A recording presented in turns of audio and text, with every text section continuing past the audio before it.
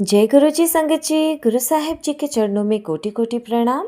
संगत जी, आज आप सब गुरु साहिब जी का दिया हुआ 36वां वचन सुनेंगे। 36 वचन साहिब जी ने कहा है, मेरे कोल आन दा रस्ता बहुत पथरीला है, मैं नींबू वांग निचोड़ांगा, जे जरा भी रस रह गया फिर की फ़ायदा। मतलब गुरु साहिब जी ने हमें बताया है कि उनके पास जाने का रास्ता, गुरु के पास जाने का रास्ता आसान नहीं है, वो पथरीला होता है, बहुत कठिन होता है। गुरु साहब अपनी संगत को, अपने भक्त को परखते हैं, उनके टेस्ट लेते हैं और उस समय उसको नींबू की तरह निचोड़ते हैं। जब टेस्ट ले रहे होते हैं कि अगर थोड़ा भी रस बच जाए तो नींबू निचोड़ने का क्या फ़ायदा है।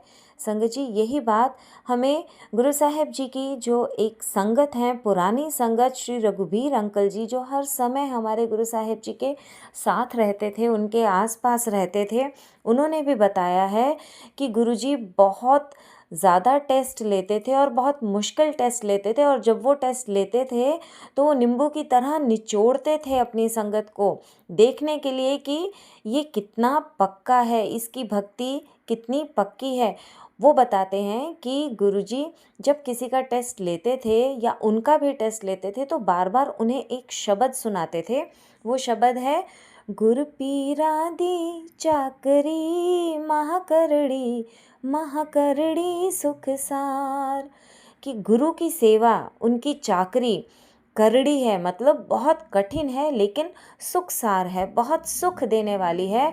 अगर कोई अपने मुर्शिद की, अपने गुरु की सेवा कर लेता है तो वो सिर्फ अपना ही बेड़ा पार नहीं करता है, बल्कि अपने साथ साथ अपने पूरे कुल का, और उसके साथ साथ जो जो भी उसके साथ कनेक्टेड हैं लोग, वो सबका बेड़ा पार कर जाता है।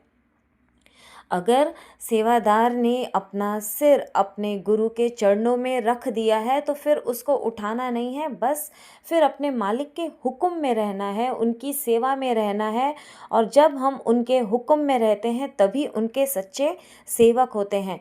पर सेवा करनी गुरु की इतनी आसान नहीं है, वो बहुत मुश्किल होती है, और हमें उन मुश्किलों को पार करके अपने गुरु तक पहुंचना होता है। क्योंकि अगर गुरु हमें परेशानियों में, मुश्किलों में और हमें स्ट्रगल्स में डाल रहे हैं तो इसका मतलब है कि वो हमारी परीक्षा ले रहे हैं, और वो परीक्षा नहीं होती है, वो हमारी शुद्धि के लिए होता है। वो हमें मजबूत बनाते हैं ताकि हम इस संसार में आराम से आगे निर्मल होकर निकल जाएं, कोई भी राह हमें कभी कठिन न लगे और हम सही रास्ते पर चले जाएं। जय गुरु जी, शुक्राना गुरु जी।